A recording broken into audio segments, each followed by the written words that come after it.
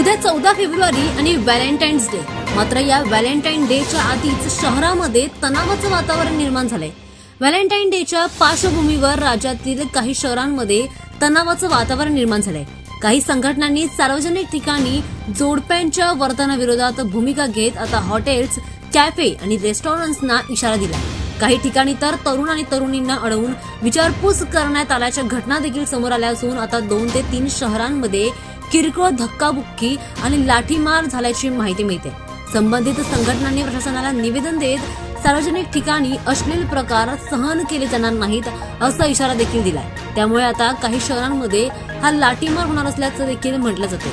Hotels आणि restaurant मालकांना देखील संशयास्पद हालचालींवर लक्ष ठेवा, अन्यथा कारवाईला सामोरं जावं लागेल असा अल्टिमेट देण्यात आलाय.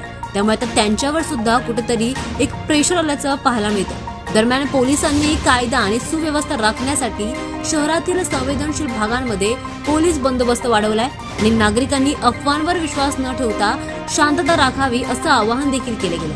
काही सामाजिक कार्यकर्त्यांनी तर या प्रकारावर टीका करत प्रेम व्यक्त करणं हा वैयक्तिक स्वातंत्र्याचा भाग आहे असं म्हटलंय. मात्र याकडे दुसऱ्या काही गटांनी, काही संघटनांचा या पूर्ण प्रक्रियेला विरोध असल्याचं देखील म्हटलं जातं. दरम्यान आता प्रशासनाने आपली भूमिका कायम ठेवली आहे.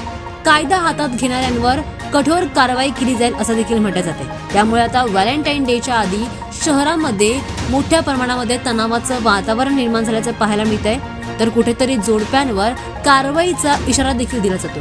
त्यामुळे आता उद्या तरुण पिढी हे व्हॅलेंटाईन डे साजरा करणार का असा प्रश्न देखील उभा राहतो.